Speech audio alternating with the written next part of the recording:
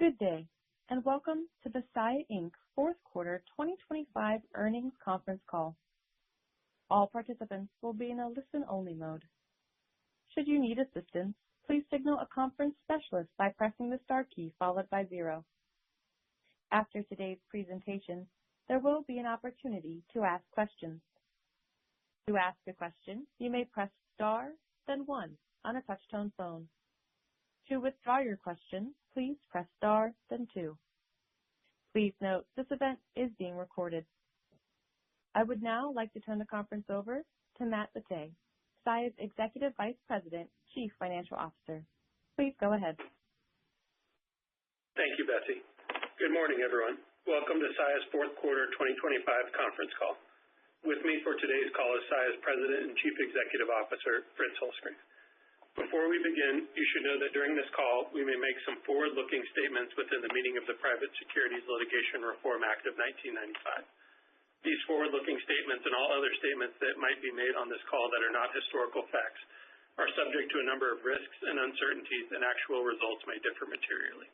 We refer you to our press release and our SEC filing for more information on the exact risk factors that could cause actual results to differ.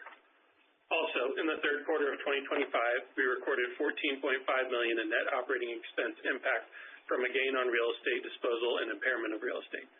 When we discuss adjusted operating expenses, adjusted cost per shipment, adjusted operating ratio, or adjusted diluted earnings per share for the third quarter 2025 or full year 2025 in our comments, it refers to adjusted results that exclude the gain from that sale and impairment on that property. See our press release announcing fourth quarter results for a reconciliation of non-GAAP financial measures. That press release is available on the financial releases page of Saia's Investor Relations website as well. I will now turn the call over to Fritz for some opening comments. Good morning, and thank you for joining us to discuss Saia's fourth quarter and full year results. As we look back on 2025, I am proud of our team's resilience and focus, delivering strong execution for our customers even as volume patterns shifted day to day amid constant change. Having now completed our first full year as a national network, I'm more excited than ever before about the future of Saia. Throughout the year, our now national footprint provided opportunities with both new and existing customers, as our expanded reach enabled us to provide our industry-leading service in more markets. Having a national presence provides us with the opportunity to solve more problems for more customers, which we believe has resulted in increased market share. Our record capital investments of more than $2 billion over the last 3 years have allowed us to rapidly expand our footprint in a short period of time, and I believe we're still in the early stages of capitalizing on the opportunity that a national network provides. Of course, our achievements would not be possible without a best-in-class team. While the demand environment remained dynamic throughout the year, our team responded to our customers' needs every day. Our core operations performed as we expected for the fourth quarter. However, reported results were impacted by self-insurance costs late in the quarter.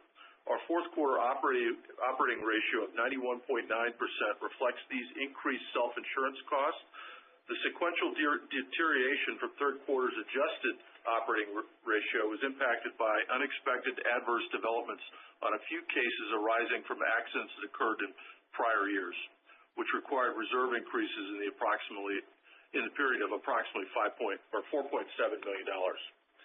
As we well know, accident-related costs continue to rise due to increased litigation costs and settlement values, as well as general inflation, and can develop sometimes unexpectedly over several years. Regrettably, this unexpected need for reserve increases was related to the accidents that happened years ago. However, we continue to invest in industry-leading training and safety technology. We're seeing positive trends in our safety statistics.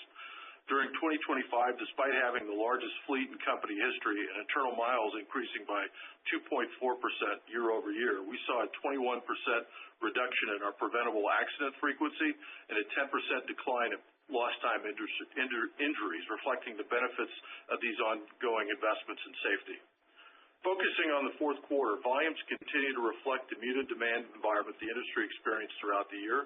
Shipments per day were down 0.5% compared to the fourth quarter of 2024, while tonnage per day was down 1.5% compared to the same period last year. As is typical, we experienced some volume shifts in the weeks after the GRI, which was implemented on October 1st, and we remain extremely focused on ensuring that we are compensated appropriately for the quality and service that we provide to customers. When we analyze the results of the GRI closely, we're pleased to see customer acceptance trends slightly above historic levels. Similarly, contractual renewals remained strong in the quarter, averaging 4.9% of the book of business contracted in the quarter. We continue our efforts to ensure that we are fully compensated for quality and service we provide and have seen a 6.6% contractual renewal increase in the month of January 2026. Despite the volume decline, our fourth quarter revenue of $790 million is a record for any quarter in our company's history. Mixed headwinds continue to impact our results with slight decreases in weight per shipment and length of haul compared to the fourth quarter of 2024. Additionally, revenue per shipment excluding fuel surcharge decreased 0.5% compared to last year. As we've discussed in our prior quarters, the volume decline in our Southern California region continued as volume in the region in the fourth quarter was down about 18% compared to the prior year. This region is typically our highest revenue per bill market, and the volume decline caused an estimated $4 million revenue reduction for the quarter. While the Southern California region continues to play a factor in our mix dynamics, we're seeing growth with customers in both legacy and ramping markets as our expanded footprints allows us to get closer to our customers and handle segments of their business that we may not have had access to prior to the network expansion. Reflecting our ability to provide industry-leading service in more geographies, we're able to drive revenue per shipment, excluding fuel surcharge, up 1.1% sequentially from the third quarter. Our nationwide network has now been fully operational for 1 year, giving us clear perspective on the impact of our generational opportunity to expand the network over a very short period of time. Over the past year, we strengthened relationships with existing customers while bringing our high-quality service to many new customers, contributing to what we believe is a record level of market share gain. These customer relationships will continue to develop, reflecting the long-term value of the strategic investments we've made over the past few years. With our network expansion, we're able to achieve cargo claims ratio of 0.47% in the fourth quarter, which is a company record for any quarter. Considering the size and scope of our national network, with newer locations still in early stages of their life cycle and employing newer Saia employees, this customer-centric metric is a testament to the culture instilled at each location in our organic expansion and our team's ability to perform at the highest level. This level of service reflects our team's consistent effort and attention to detail, core strengths that have helped establish Saia as a leading national LTL carrier. I'll now turn the call over to Matt for more details from our fourth quarter results. Thanks, Fritz. Fourth quarter revenue was largely flat compared to the prior year, increasing by 0.1% to $790 million, while revenue per shipment, excluding fuel surcharge, decreased 0.5% to $297.57 compared to $299.17 in the fourth quarter of 2024. Fuel surcharge revenue increased by 6.1% and was 15% of total revenue compared to 14.1% a year ago. Yield, excluding fuel surcharge, increased by 0.5%, while yield increased by 1.6%, including fuel surcharge. Tonnage decreased 1.5%, attributable to a 0.5% shipment decline, in addition to a 1% decrease in our average weight per shipment. Our length of haul decreased 0.1% to 897 miles. Shifting to the expense side for a few key items to note in the quarter. Salaries, wages, and benefits increased 6.1% compared to the fourth quarter of 2024. This increase was primarily driven by increased employee-related costs, which include a company-wide wage increase of approximately 3% on October 1st, partially offset by a 5.1% reduction in headcount compared to prior year, as we continue to improve efficiency and match hours to volume. Excluding line haul drivers, headcount decreased 6.4% compared to the prior year. The year-over-year increase in salaries, wages, and benefits also reflects the rising costs of self-insurance, which continues to be inflationary. Our network expansion and continued investments in technology have positioned us to insource miles, a trend that has continued over the past few years. As a result, purchased transportation expense, including both non-asset truckload volume and LTL purchased transportation miles, decreased by 0.8% compared to the fourth quarter last year and was 7.3% of total revenue compared to 7.4% in the fourth quarter of 2024. Truck and rail PT miles combined were 12% of our total line hauls in the quarter, down from 13.1% in the fourth quarter of 2024. Fuel expense for the quarter increased by 0.2% compared to the prior year, while company line haul miles decreased 2%. The increase in fuel expense was primarily the result of a 4.8% increase in national average diesel prices on a year-over-year basis. Claims and insurance expense for the quarter increased by 12.3% year-over-year. As Fritz noted, this increase was primarily due to adverse claim development on a few accident cases late in the fourth quarter of 2025 related to accidents that happened in prior years. In 2025, we are pleased to see a decrease in the number of preventable accidents year-over-year. However, the cost per claim continued to rise due to increased cost of litigation and increases in settlement values. Depreciation and amortization expense of $62.9 million in the quarter was 16.4% higher year-over-year, primarily due to ongoing investments in revenue equipment, real estate, and technology. Compared to the fourth quarter of 2024, cost per shipment increased 6.1%, largely due to increases in self-insurance related costs and depreciation. Group health insurance alone accounts for more than 30% of the year-over-year cost per shipment increase due to continued inflation in healthcare-related costs. We continue to believe that we provide best-in-class benefits to support our employees who drive increased customer satisfaction, and while a headwind, we have absorbed the majority of the market rate increases that we have seen over time. Total operating expenses increased by 5.6% in the quarter, and with the year-over-year revenue increase of 0.1%, our operating ratio increased to 91.9% compared to 87.1% a year ago. Our tax rate for the fourth quarter was 22.7% compared to 23% in the fourth quarter last year, and our diluted earnings per share were $1.77 compared to $2.84 in the fourth quarter a year ago. Moving on to our full year 2025 results. Revenue was a record for Saia, increasing 0.8% compared to 2024, while operating income was $352.2 million. Adjusting for one-time real estate transactions, our operating income was $337.7 million for 2025. Our operating ratio for the year deteriorated by 410 basis points to 89.1%, while our adjusted operating ratio was 89.6% for 2025. Focusing on the balance sheet, we finished the year with just under $20 million of cash on hand and $63 million drawn on the revolving credit facility to bring us to approximately $164 million in total debt outstanding at the end of the year, which is down from $200 million at the end of 2024. Looking back on 2025, I was pleased with our team's core execution despite a challenging macroeconomic environment. We insourced more miles compared to the prior year, cost optimally scaling and leveraging our fleet's national network and technology investments, driving our optimization efforts. Further evidence of our network optimization efforts shows in our handling metrics, which improved sequentially every quarter through the year and exited the year 1.5% below their first quarter peak. From a quality standpoint, our cargo claims ratio of 0.5% for the full year was a company record and improved year-over-year in every quarter compared to 2024. We continue to see the benefit of our investments in safety, training, and technology.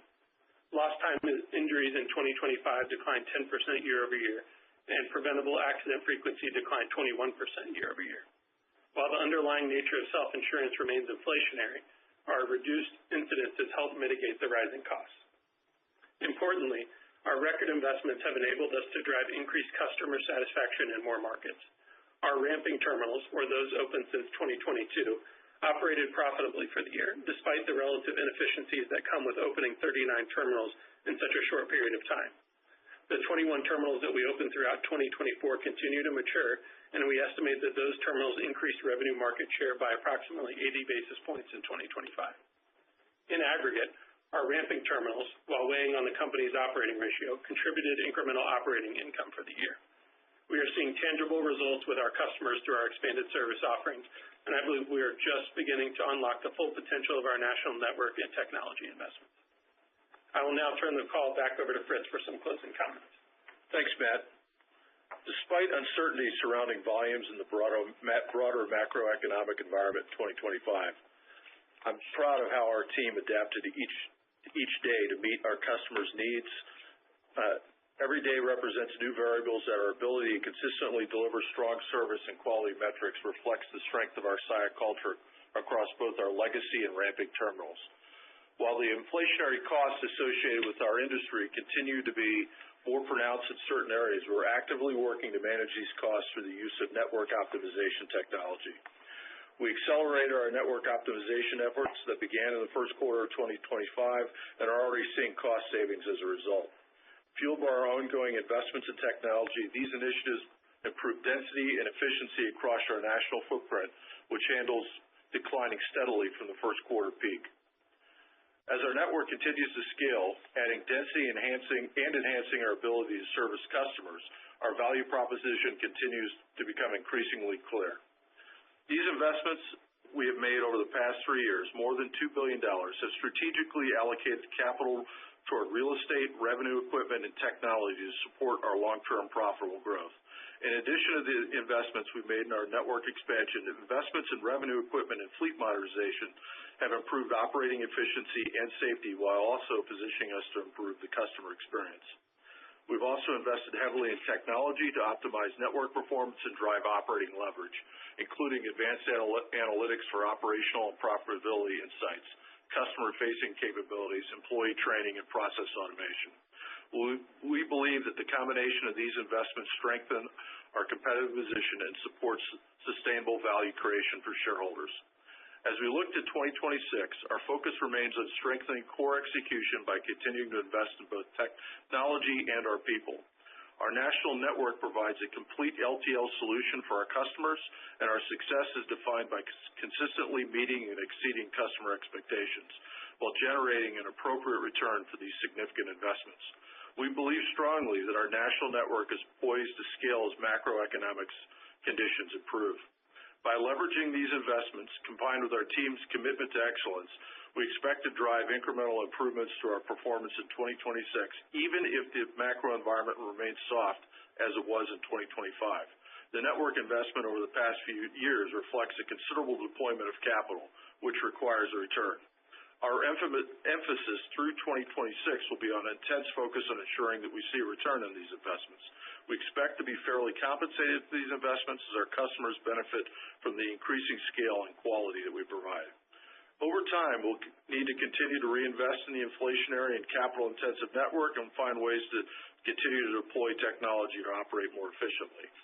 Ongoing investment will require that we are appropriately compensated to provide a return to our shareholders. With that said, we feel very strongly that our business has never been in a better position to drive value for our customers and returns for our shareholders. With that said, we're now ready to open the line for questions, operator. We will now begin the question and answer session. To ask a question, you may press star then 1 on your touch-tone phone. If you are using a speakerphone, please pick up your handset before pressing the keys. If at any time your question has been addressed and you would like to withdraw your question, please press star then 2. In the interest of time, we ask that you please limit yourself to 1 question. At this time, we will pause momentarily to assemble our roster. The first question comes from Jordan Alliger with Goldman Sachs. Please go ahead. Yeah, hi, morning. I was just wondering, can you perhaps, in the context of how your, monthly tonnage data has been going, through the quarter and then and then January, how that may tie into your thoughts around sequential margin seasonality 4Q to 1Q? Thank you. Sure. Hey, Jordan. I'll give the monthlies just so that everyone has that. So October shipments per day were down 3.4%, tonnage per day down 3.3%. November shipments per day up 2.6%, tonnage up 1.8%. December shipments up 0.6%, tonnage down 2.2%. And then when I look at January, obviously we had some of the weather impacts that passed through. So shipments per day down 2.1%, tonnage per day down 7%. But keep in mind that we've seen consistent weight per shipment for the past 5 or 6 months now, which is good to see that stability. We're comping some pretty heavy weighted shipment periods in the first quarter last year. So keep that in mind from a weight per shipment standpoint. If you remove the impacts of the storm or normalize them, Shipments in January would have been slightly positive, which continues the trends that we've been seeing, so relatively in line there. And from the margin standpoint, look, if you look at history, Q4 to Q1 sequentially is typically a degradation of about 30 to 50 basis points worse. If we get a normal February, normal March, we think we can outperform that and beat that. And if we get a stronger than normal March and see some of that come to fruition, we think we can even further outperform that and get below where we were last year, which really feels like we set up for a pretty good backdrop from that point. Yeah, and I think that's a really important point is that, we get through Q1, we've seen the macro data that's out there that has come up and has been positive. There are trends out there that would appear to be positive. I mean, I think this is our time, right? So this is the time where we've invested and positioned ourselves for this opportunity. And I think that you build off of what we could see in the first quarter as Matt outlined, and I think you're looking at a full year kind of OR improvement, 100 to 200 basis points. And if macro is, kind of at the upper end of the kind of the trends, then I think that's only better for us, right? So this is the scaling point. This is the time why we made the investments we have over the last number of years. And just one point, Jordan, to clarify, the sequential margin, we're viewing that off of a normalized Q4, right? If you remove the one-off impacts that we called out. Just want to make that clear. Right. And so that excludes that $4.7 million of insurance. That's right. Yeah. Okay. Thanks very much. The next question comes from Jonathan Chappell with Evercore ISI. Please go ahead. Thank you.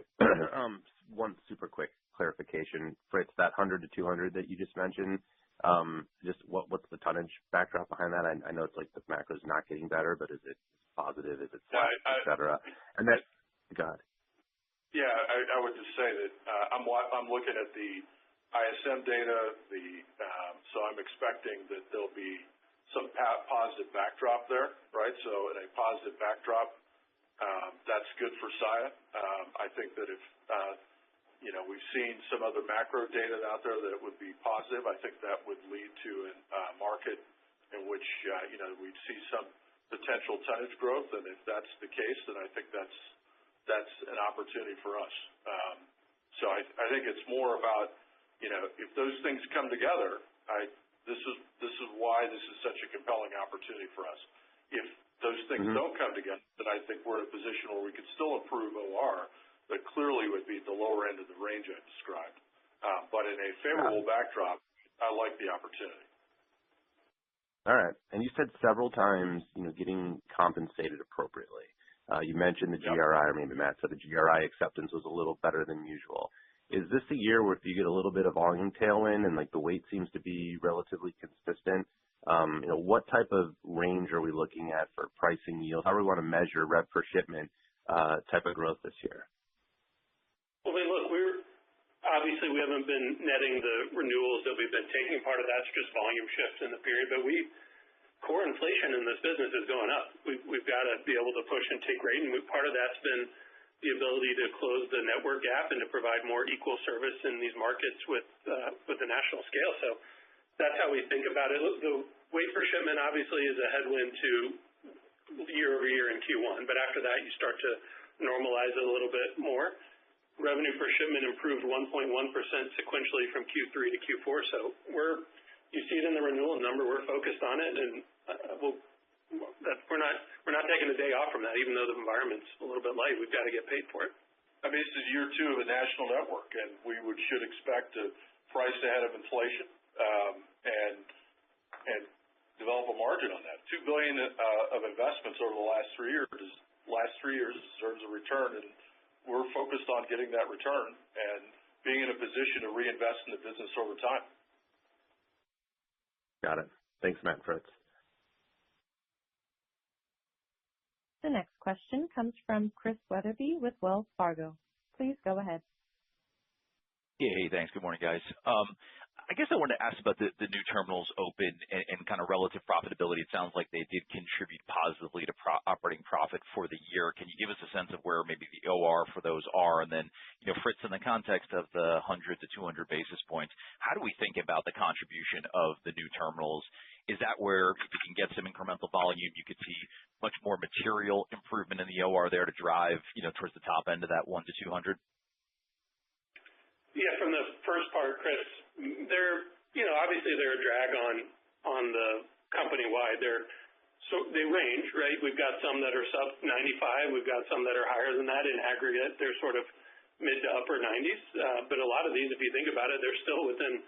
And when we opened them in 24 for the biggest batch, those weren't all opened early in the year. So throughout the course of last year, we just eclipsed a year of these operationally, which is really something that we're pleased with and proud of. We've got room to go and obviously work to do, but they're in that range. And I would add that the margin improvement is going to come from the new. They're not going to be a drag over time. And I'd point you back to when we did the Northeast expansion, right? We saw that as those developed sort of maturity, we can drive incrementals in those. I think what's different this go around in the Northeast is that the incremental opportunities across the business. If you study our network cost stats that we described earlier, where we're able to insource and scale more of our line haul network, that's all about building densities across a national network. Part of that is the contributions to the new facility. So I think that this is why this was such a compelling investment to make. And if we get the environment, we can accelerate that sort of performance.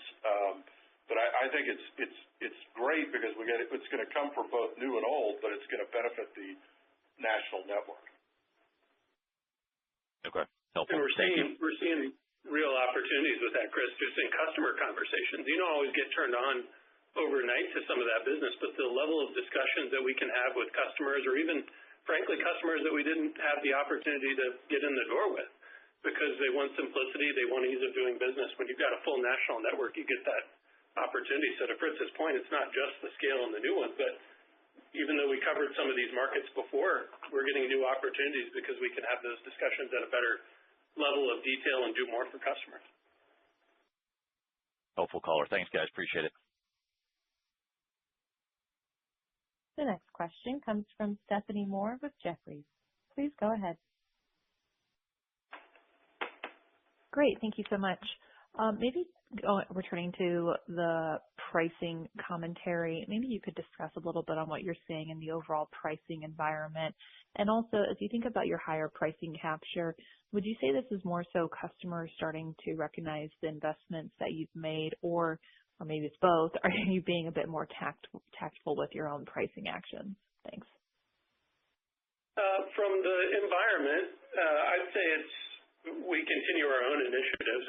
We don't ever take a day off from that. As a business is inflationary, we have to go get rates. So we're continuing those efforts and really pushing the envelope harder in a lot of instances. So no change from us there. Obviously, with capacity, with where it is for everybody, shippers have options, and they are maybe more willing to move to a more regional carrier or something for a time being, but that's just a product of where we are. I wouldn't say that's new. We've been seeing that for the past couple of years at this point with the capacity environment the way it is. But our view is that if you look at history, when the environment gets a little bit tighter from a capacity standpoint, there's a flight back to quality and a flight back to national carriers. So we're not taking a day off from the pricing aspect of it.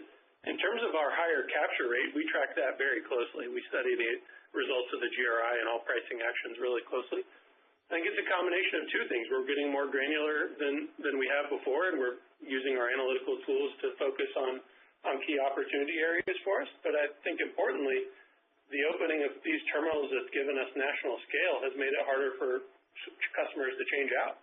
And when you've got a better value proposition and you've got the opportunity to go and talk to them about what you can do for them in every market, which we haven't always had the ability to do, you get more conversation points. So I think it's a combination of both. Yeah, I would just add, and I would emphasize Matt's last point, national network, high level of consistent service, that makes that pricing discussion more palatable, right? If you're doing a great job, you come and say, look, this is the value I'm creating for your supply chain, and this is what we need to do to be able to continue to support our customers' success and in continued success in our business, that is an opportunity, continued opportunity for us, and only heightens now because of the success of the national network. Thank you. No, that's important context. And maybe just to follow up on the volume trends and the sequential improvement we've seen for the last couple of months, as you kind of look at what your customers are telling you or what you're seeing, do you think that it's generally more optimism, kind of like what we've seen maybe in some of the macro data points, or is this, truckload capacity? How does this compare to maybe what we saw at the start of 2025? Any context on the overall demand environment would be helpful. Thanks. I think it's a little bit of everything. I think it's a little bit of maybe a little bit more positive into the year, which is good. I think there's maybe some structural market sort of influences here. But I think in total, the tenor might be just a bit more positive, right? And I think that's good. Now, I will caution just by saying, look, we're seeing it and hearing it in a bit in customer conversations. I'd like to see it more in volumes too, right? So that's some of that will develop through the quarter. We think it will, but it's that's still until we actually see it in the results, there is a potential that things could change. But overall, I would say year over year that the factors would appear to be more positive. Thank you. The next question comes from Scott Group with Wolfe Research. Please go ahead. Hey, thanks. Good morning. So can you just, Matt, you were going pretty quick. What was the comment about Q1? Maybe it's going to improve, maybe it's not going to improve on a year-over-year basis. I just wasn't sure, like the two different sort of environments you were talking about. Just if you can just add a little bit more color, and then I have a follow-up. Yeah. Yeah. So if you normalize for the Q4 item that we called out and use that as the anchor point, history says that Q4 to Q1 typically deteriorates 30 to 50 bips. In that range. There's different years, obviously. We think we can beat that. Just thinking about if we get a normal rest of the February, a normal March. But if March comes in a little bit more strong and we're starting to see some of this ISM data come through, whatever it may be, we think we can further outperform that and potentially get it below where Q1 operated last year. Obviously, a long way to go between here and there, but that's the distinction between the two would be more about March coming in a little bit stronger than what we would typically see in history. Okay. And then just a couple of other things. When do you think we start to see like the yield or revenue per shipment trends catch up to the renewal trends? And then it sounds like you're talking a little bit more about insourcing line haul. Like, when do you think we start to see like that purchase transportation line start to more meaningfully decline as a percentage of revenue? Thanks. On the revenue per shipment side, I mean, keep in mind how weight per shipment impacts yield. Weight per shipment, you get a read from how that looks just with January numbers. So a headwind there from a revenue per shipment standpoint, that helps yield. But then it starts to normalize a little bit more in Q2, Q3. Weight per shipment's been relatively steady for us over the past 5 or 6 months, which has been good to see. So once you start lapping some of the Q1 weight per shipment headwinds, I think we start to see that in the Q2, Q3 period. And obviously, if the environment tightens up a little bit more, we're going to see that run further, and we're going to press the gas even harder on that. If you look at it from a PT standpoint, I mean, one of the things that we've talked about for a long time is just the ability to run more balance when you've got a full nationwide network, sell in and out of more geographies, all of that. PT as a percent of total miles for the full year of 2025 was 12.1%. If you go back to 21 period, that number was over 18% of miles. So we've reduced it pretty dramatically over time. Cost optimally, we still feel really good about how we use PT. But when you have a nationwide network, you're able to balance the network more, run more efficiently as you get more balance between your terminals. So it's come down a good bit over the years, but we still feel really good about how we use it. As the network continues to scale and certainly as volume comes back, we're going to have further opportunities around that, but we feel good about how we use it. Yeah, I think, Scott, too, just to add, we look at that we study more cost per shipment and total or network cost per shipment. So the PT line unto itself that certainly is one line, but our salary, wages, and benefits also has an internal cost in there. So that we kind of look at those two combined, and so over time we like that trend, and I think as the business scales, I think we'll continue to see that improve meaningfully. Appreciate the time, guys. Thank you. The next question comes from Risha Harnain with Deutsche Bank. Please go ahead. Thanks, operator. Hello, good morning, gentlemen. Just quick clarification on the January information that you said that ex-weather shipments were up a little bit. Could you tell us what tonnage was doing ex-weather? Sorry if I missed that. And then, my main question is, oh, go ahead. You can go first, and then I'll ask the second one. Yeah, shipments would have been up a little bit and tonnage down about 4.5%. Got it. Okay, thank you. And then, you both have been talking about how the network is very, poised to scale. I wanted to ask about trends in cost per shipment. Ex those self-insurance costs bumping higher. It still felt like it was higher than what we usually see sequentially per your 10-year average. I think cost per shipment was up 5.7%. Usually we see a 4% increase Q3 to Q4. I know Q3 was a very solid cost out quarter for you, and that's part of it, the base being lower. But how should we think about costs going forward? Are you carrying just extra costs as a result of your network expansion, and it's going to take a more pronounced upturn to absorb all that? Maybe just talk about that, and along those lines, you can mention how much excess capacity or slack you feel like you have in your system today to absorb extra volume should it come in. Thanks. Yeah. So if I look at the cost side of it, so we don't typically look 10 years back. Our business has changed so much over that period. So if you look at a little bit more of a shorter period of time, Q3 to Q4, cost per shipment generally is up in a sort of 5 to 5.5% range. And keep in mind, too, that includes historically where you have a wage increase impact both in Q3 and Q4. We didn't have the wage increase in Q3 this year. We had it on October 1st. So that's an automatic headwind of an increase in cost compared to what you would see in a historical number. So that's one piece of it. You've got volume that's down 4.3% Q3 to Q4 on just a calendar period, and you've got 2 fewer work days in the period. So you've got fixed costs that are just over a shorter amount of days. And I would say even all those work days aren't real revenue days. A day after Christmas is a work day, but it's not a full volume day. So you just don't get that leverage. But if you think about that, there's just that piece is important on the wage increase where it wouldn't have been in that historical number. So obviously we're going to always work on that. We've got room to improve, but we feel like we managed it pretty effectively if you look in line with some of those historical trends. And we called out the headcount portion too. Headcount year over year in Q4, excluding line haul drivers, is down 6.4%. If you look at that sequentially from Q3, that's down about 2%. So we continue to match hours with volume and feel good about how we're managing it, but we can't take a day off from that.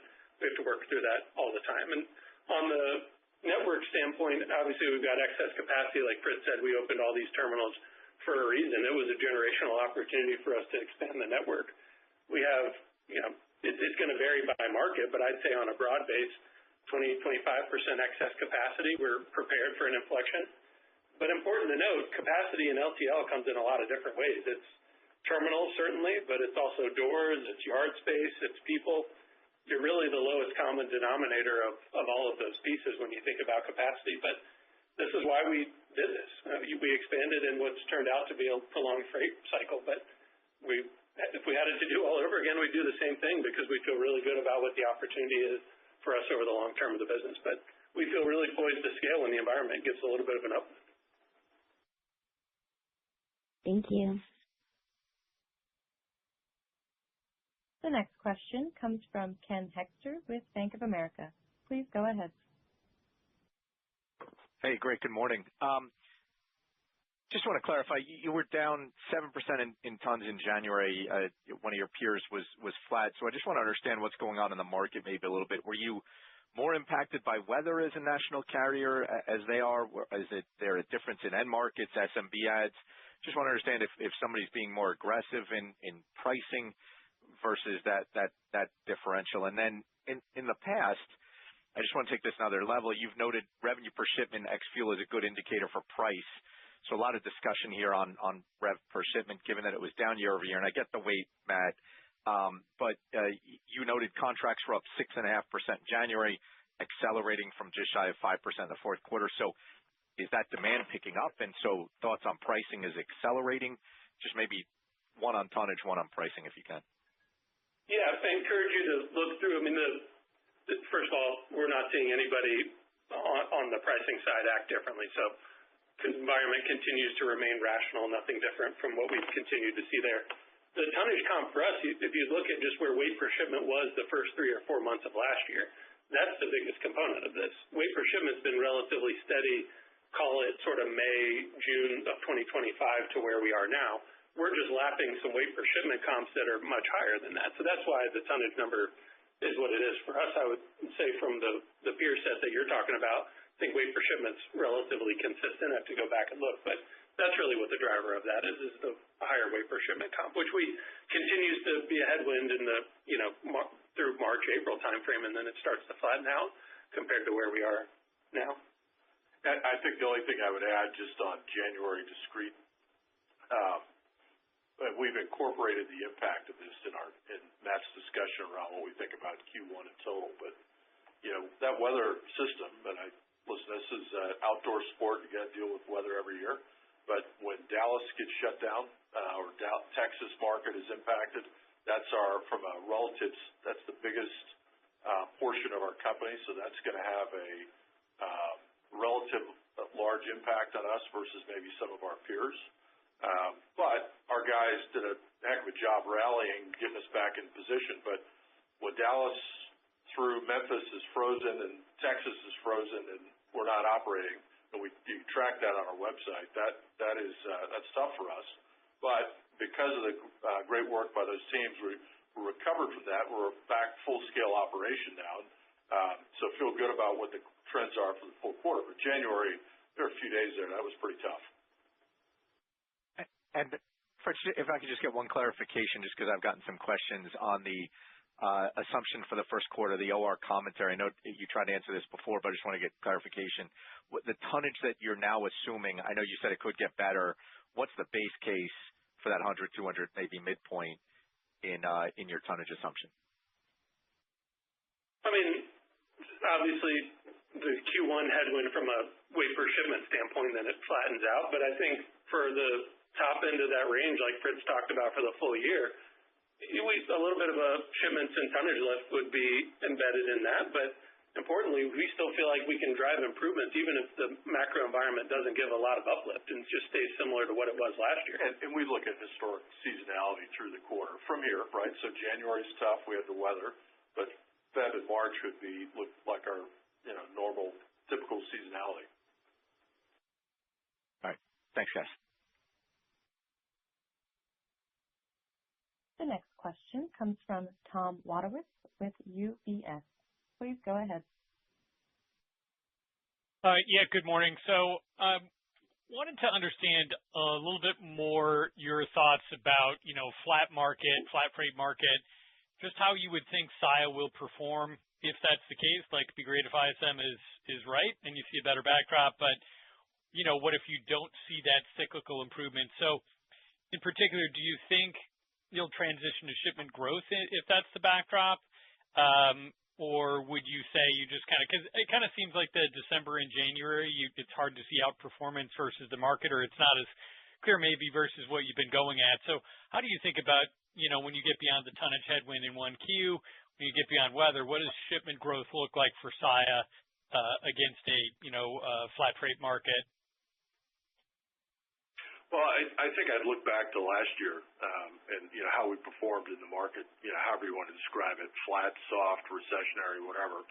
The growth for us came in our developing new markets, ramping markets. I think that's going to continue into the year, into this year. I don't see any reason why that sort of level of customer acceptance wouldn't continue. I think in our legacy markets, I think what you'd see that is sort of normalized, flatten out there compared to what we saw in 25, and then it's a focus on core execution. Probably see in a flat market from here, you probably would see kind of us grinding out some share, primarily because customers look at us and say, "Hey, that's a great product. This is a national network. This is working." We take share in that way. And we price accordingly to try to continue to get those returns. So I think it's the 2025 playbook in a flat market into 26. But if the ISM develops like it would sort of indicate, I mean, I think that's what's exciting, right? That's where I think you could accelerate that. Do I look at December and January volume trends? I always comment or note that over the course of the year, I don't know if Feb, January, or December are the 9, 10, or 10, 11, 12 most important months of the year. I don't know. I don't know there's a huge trend in there. But I think I think the underlying execution for us has been good, despite sort of the macro conditions. So, okay, well, I appreciate that. So how do we think about the low end of that 100 to 200 basis points? Do you think does that assume some growth in revenue per hundredweight? Do you kind of get, I know you've had questions on it, but does that assume you get to, 2 points of growth in revenue per hundredweight, something like that, and then also a little bit of shipment growth? Or what kind of revenue growth backdrop do you need to get that low end of your OR comment? Listen, I think that if we get sort of a macro freight market that is, growing a bit, I don't know, 1%, 2%, yeah, that'd be great.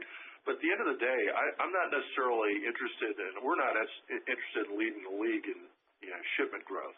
This is more about focusing on generating a return. So if the market were stronger than that, you might see more of our return coming from evolving or developing our revenue per shipment. That probably accelerates in that kind of an environment. And then we'll get some growth, and our new markets will continue to grow. So the combination of that would take us up. And that revenue piece is really going to drive the incremental. So, I would say that in that range that we've given, we've assumed that, when we talked back in the last quarter, we said, 50 basis points of improvement into this year just in a steady state grind environment. If we get a little bit of growth into the year, can we get to 100? Absolutely. And if you get more of growth and a little bit more pricing as well, then you're going to go to the upper end of that range. And if you're investing and looking at Saia, what you're focused on is you say, wow, when these guys know how to monetize the capital that they've deployed in the business, that's where the incrementals really look good. And I'd encourage you to consider that over time. And we can point to history. We know we've done it before.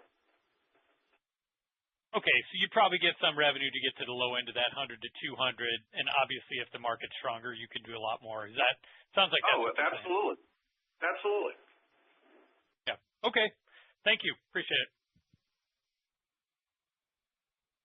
The next question comes from Brian Ossenbeck with JP Morgan. Please go ahead. Hey, good morning. Thanks for taking the question. First, just to follow up on the insourcing line haul, it sounds like the network is helping with that from a density perspective, but I thought you also mentioned some technology. So is there more of a structural benefit you're getting here from an investment? And then maybe just wanted to hear an update on the mix of the portfolio. You mentioned the weight per shipment, rather, headwind, West Coast exposure. You had 1 to 2 lane growth previously, so maybe just an update in terms of where we are in that. Is that still going to be part of a tougher comp from a mix perspective here, and maybe in the first couple quarters? Yeah, Brian. So what I would point to, I think one of the things that's always important when you consider our cost structure is kind of reference us or compare us to our competitors. All the public guys are all larger than we are. And, by and large, I think that if, on an apples-to-apples basis, we've got a pretty good cost structure. And that is largely dependent on the deployment of technologies over the last few years around how we plan, schedule, and run our line haul network. So we have never been necessarily concerned with using PT if it's cost optimal, right? So as we have modeled the network over time, we have used PT freely when it made sense to match our cost structure and, most importantly, match customer expectations. We deploy that technology, that optimization technology on a larger scale as we grow the business. And as you add 39 ramping points across the network, which you can do that as you take that same technology and you figure out, all right, so what's the better way to schedule and manage our sort of network costs, which is our line haul and PT, and that's why the cost structure is we feel like pretty competitive. And although it's challenged in the seasonally soft fourth quarter, it's still pretty good overall compared to much larger competitors. So that's a kind of a key skill set, technology-based solution that we deploy. We'll continue to, like any technology, you continue to invest in it because over time you want to continue to improve whatever it is, the logic or algorithm that's driving those sort of decision points. You want to continue to refine and improve that. So that's something we'll continue to focus on going forward. And I think it's a competitive skill set that we have. From a mix standpoint, Brian, I mean, the LA headwind, weight per shipment headwinds, those late March, April-ish timeframe are when those start to lap. Obviously shipments were down, but in the areas that are growing, it is typically a little bit more in those shorter haul segments right now. But I think part of that is just the expansion of the network. You get opportunities with customers to solve more problems. But from a larger standpoint, really that LA weight per shipment part, that recedes a little bit after the late Q1, early Q2 time period. But importantly, we're focused on driving returns on the investments and focusing on price. We've got to get paid for the service that we provide, and we've got more conversation points than we ever have with a wider network. But those are the key points on the mix portion of it. All right, thanks. So just to clarify, Fritz, the optimization is just doing more with the same technology, nothing really new incremental, just a broader base with better density. Is that correct? Yeah, I mean that is, but I think, Brian, what's important to underscore here is that we continue to invest in that technology, right? So further refine the algorithms we use for that, and the tools that we deploy with that around how we plan the network going forward. So it's not a static investment where we say, hey, 2 years ago we deployed this technology, we're not making changes to it. We continue to invest in it, but that's really key for us. Right. Okay. Thanks for your time. The next question comes from Ravi Shanker with Morgan Stanley. Please go ahead. Great, thanks. Morning, guys. Just one follow-up to start. Just to confirm on this insurance, should we treat this as a one-time item, what happened in the fourth quarter, or is this the new baseline going forward? And also, you mentioned you've seen some volume shifts after you pushed through the GRI. Can you unpack that a little bit more? Kind of who did that go to? Was that entirely price-driven? Was that a new customer, an old one? Any further detail there would be great. Thank you. Yeah, I'll take the self-insurance or the accident expense. That's from a few years ago.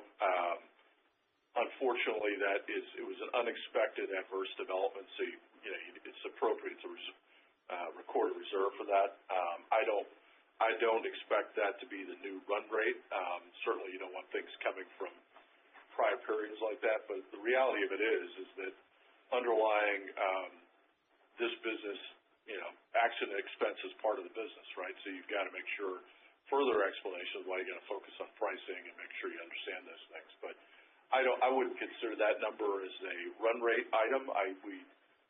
We highlighted it simply because it was unexpected, adverse from prior periods. On the GRI aspect of it, you always see a little bit of volume move when you take the GRI. And part of that's temporary, where customers are trying to shift things around, try to save some dollars. We did it in what's typically a seasonally weaker period of the year, but there's always a little bit of movement around that. We feel pretty strongly that we're really well positioned as that starts to flow back, but that's not out of the norm. Typically we talk about sort of keeping 80 to 85% of that. We're on that segment of business. We're seeing a flow-through rate just in excess of 90%. So we feel like we're getting a better hang on to that, and we feel like it's partly the network. We've got more opportunities where customers are saying, hey, Saia's doing a great job for me in more locations than they ever have. But you always see a little bit of volume trend, but importantly, the acceptance rates were really where we're focused and where we're going to continue to press on. Sounds good. Thank you. The next question comes from Ariel Rosa with Citigroup. Please go ahead. Hi, good morning. This is Ben Moore at Citi for Ari. Hey, Fritz, Matt, good to hear from you, and thanks for taking our question. You previously noted not seeing meaningful restocking at retailers, and curious to hear, as you're having your conversations with customers, what's the sense on restocking? Is it starting to happen? If not, what's your sense on kind of throughout the year when that might inflect? Yeah, I don't know that we've got a specific call out for that, Ben.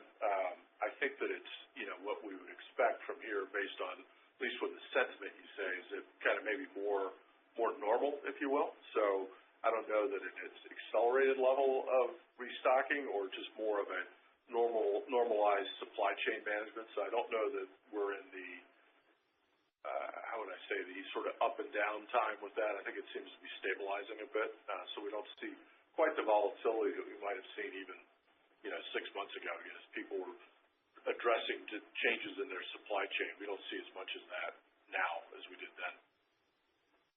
Great. Really appreciate that. And maybe just as an add-on or clarification on your 20 to 25% excess capacity you mentioned earlier, you've in the past talked about maybe anticipating as much as 35 to 40% incremental margins on the excess capacity on an inflection and kind of reaching gradually your sub-80 OR long-term target. What's your sense on that right now? Are those numbers still kind of what you have in mind targeting, perhaps maybe not 26, but 27 beyond? Listen, a $2 billion capital investment on a business like what we've deployed in this business, the returns that we're expecting are sub-80 OR, right? So now, when does that happen? I think the market is going to influence that, but I don't see any reason why we don't drive the performance of the business in the low 80s and into the 70s. Parts of the network, even today, that have some level of maturity, we actually operate in the upper 70s now. We use that as a guidepost. We say, look, we ought to be able to do that everywhere, and that's why we made the investment. So I don't think there's any hesitation on our side to say that can't be achieved. Great. Thanks so much.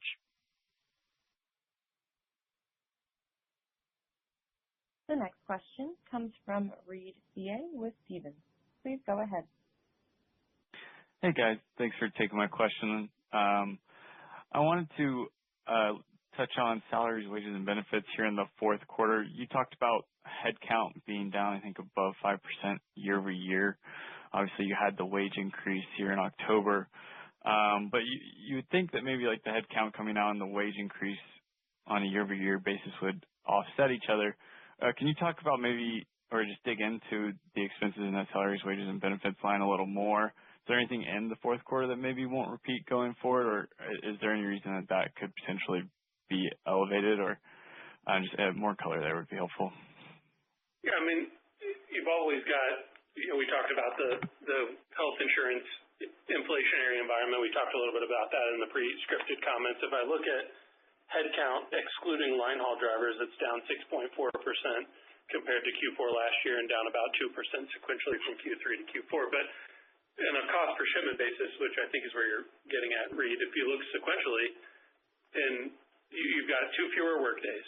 So your fixed costs are spread out over fewer days, fewer shipments. You've got a shipment deterioration that you see in the sequential Q3 to Q4 numbers. And then the days that you have shipments, they're not all full revenue days, but the fixed costs of headcount, of salaries, in a way, some of the insurance items, those are all embedded in there. But we're pleased with the pace that we continue to match hours with volume. We're never going to be, that's just part of our business. You've got to match hours with volume. So I think more than anything, it's just you didn't have the wage increase in Q3. So we did it in Q4, so that's an automatic increase compared to if you were just kind of looking and modeling historically. But we feel like we manage it pretty effectively in what's a challenging period of the year, plus with a more challenging environment. We knew what October shipments were on the last call, and that was a 23 workday month, which is the most important month. November was 18 days. So just some of those nuances and headwinds on how the calendar lines up, but we feel like we manage costs what we typically do on a headwind from a wage increase that was only in one period versus the combination of the two.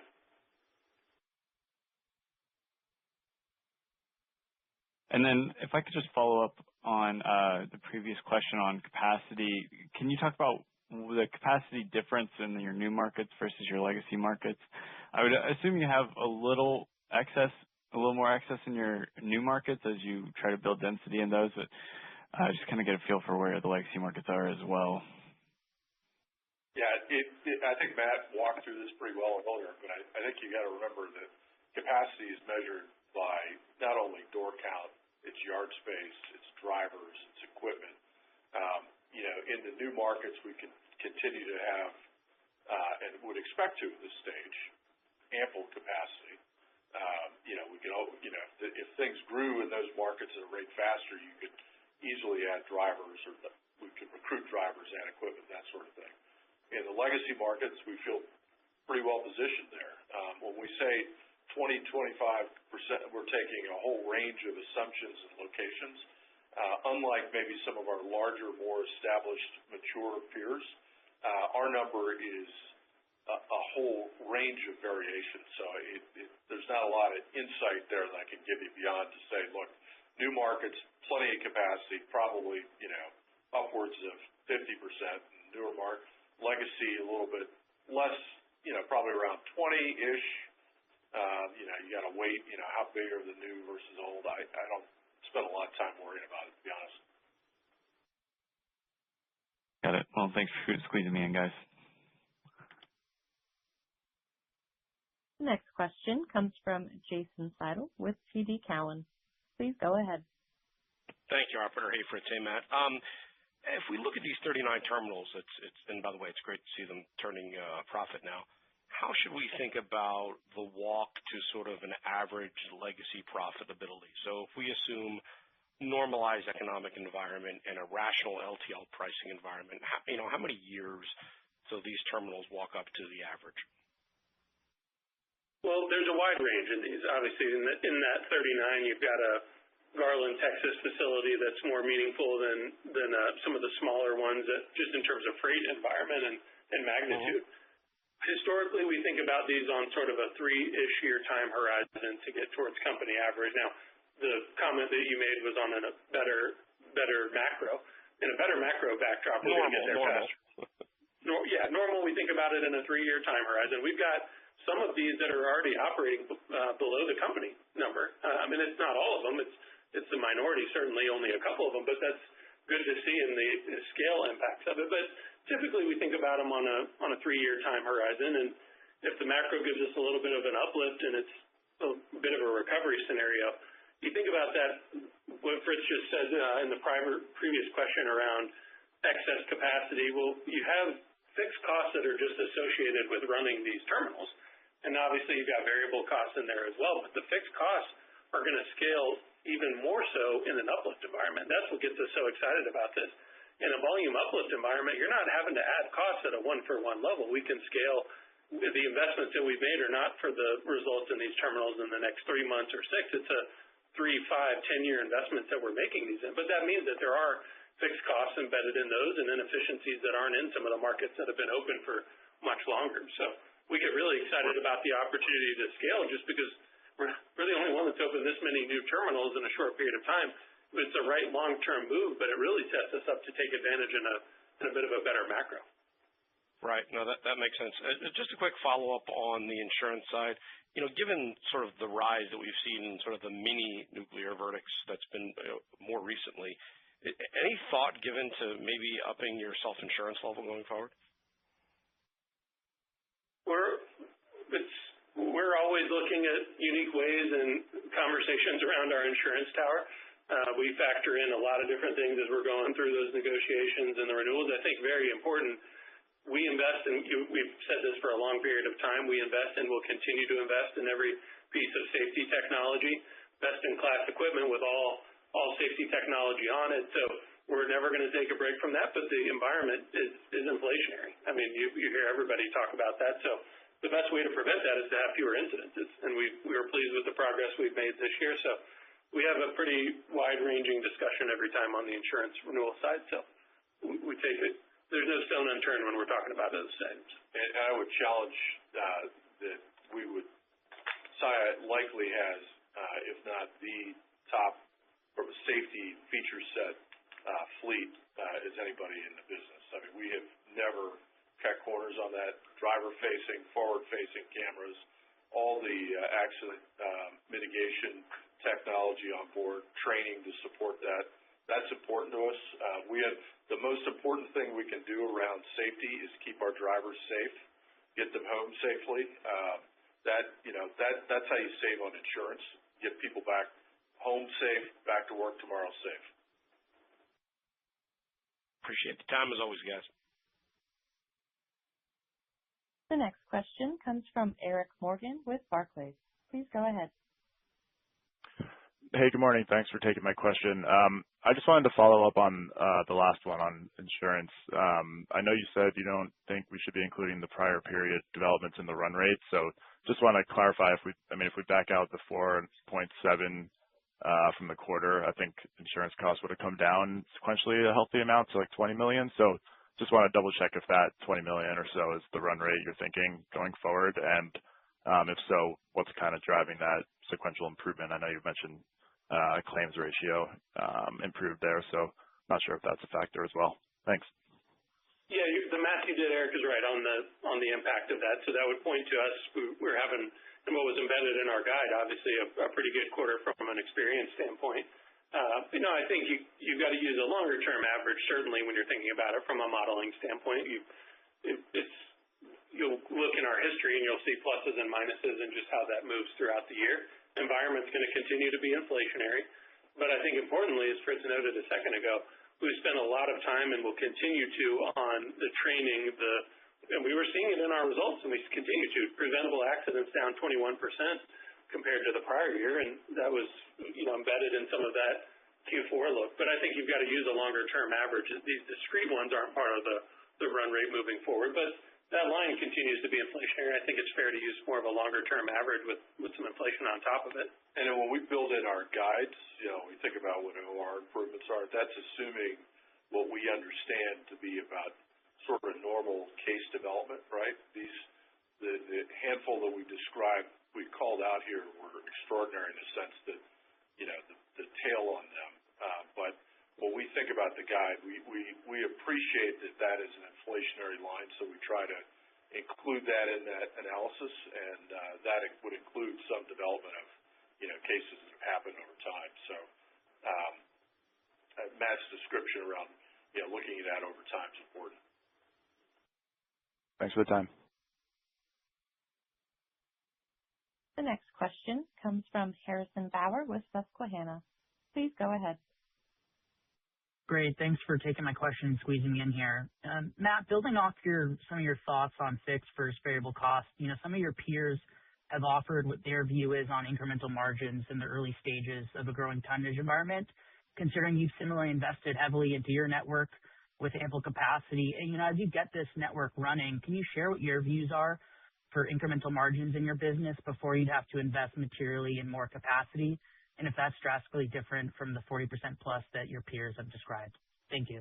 No, look, this is to Fritz's earlier point. This is why we did this, and we do have these costs that are associated with opening 39 terminals over the past 3 or so years, but we feel really poised to scale out of that.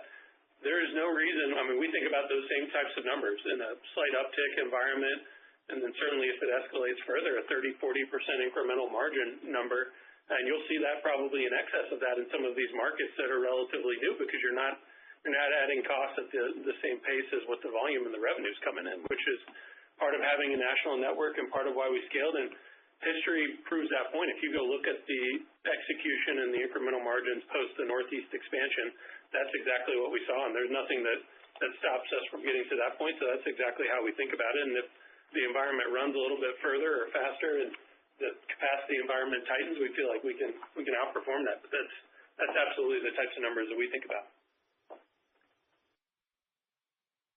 Thanks. This concludes our question and answer session. I would like to turn the conference back over to Fritz Holzgrefe, Saia's President and Chief Executive Officer, for any closing remarks. Betsy, it looks like one more person popped in the queue. Could we answer? Can we get Tyler? My apologies. The next question comes from Tyler Brown with Raymond James. Please go ahead. Hey, thanks, guys. Thanks for squeezing me in. I just had a couple quick ones. So, Fritz, I think you talked about your $2 billion investment. That was obviously largely on real estate. I think you just gave CapEx guide of 350 to 400. But Matt, where would you peg maintenance CapEx? And is this year's CapEx largely just fleet and fleet catch-up? There was a lot, obviously, in real estate over that past period, but there's also a big investment in equipment over the past couple of years. If you look at past couple of years, the biggest tractor investment in company history, the biggest trailer investment in company history, a lot of that was to catch up with all the volume growth over the past several years. So it is a lot of real estate, but it's also a lot of equipment as well in that period. From a maintenance CapEx standpoint, I mean, that's really what this year is from an equipment standpoint is maintenance CapEx. Obviously, volumes are a little bit down compared to where we expected them to be when we walked into 2025, so we feel really good about the equipment pool. That is inflationary, just like every other line of our business. But that's from an equipment side, it's really a maintenance-ish buy this year for sure. Okay, so it feels that you guys will be still cash generative. You should have solid free cash. Your leverage is very manageable. M&A probably isn't a story, and clearly, Fritz, you see a ton of upside. So does there come a point that you guys will contemplate additional shareholder returns? I mean, maybe through a buyback, or will you guys hold capital back for another CapEx cycle down the road? But how do you guys think about that over the next couple of years? Thanks. So I would say all those things are in play, right? So first of all, we understand and respect the fact we are stewards of the shareholders' capital. So, as this business generates returns, we'll consider buybacks, dividend, whatever that might be. But that's important, right? Because this is a business that we expect to generate a return. At the same time, I think that we're going to have to balance that with opportunities will be presented to us as the market adjusts, as terminals become available in markets that we don't necessarily service as well as we would like to. We've got 213 facilities right now nationwide, and I think that potentially goes to 230. And I think that potentially there's some markets where we may have to build. There can be other markets where I think we're going to be able to find available real estate. So we're going to have to balance the deployment of capital in that way. I think the way to think about that, though, is obviously we're going to be stewards first and foremost. To the extent the investment opportunities present themselves, those are going to be accretive from a return on invested capital as well. So that would further fund shareholder returns in future years, because I think there's a lot of growth potential in this business still. So we're excited about that opportunity. I think important to add to that, Tyler, to the point you made at the beginning of being free cash flow generative this year is a big deal. And that's what we expect to be. Yep, perfect. Okay, thanks, guys. This concludes our question and answer session. I would like to turn the conference back over to Fritz Holzgrefe, Saia's President and Chief Executive Officer, for any closing remarks. Thank you, operator, and thanks to all that have called in. At Saia, we believe that our value proposition of the customer continues to be significant, and we look forward to talking about the success we will achieve in the quarters and years to come. Thanks all for the time. The conference is now concluded. Thank you for attending today's presentation. You may now disconnect.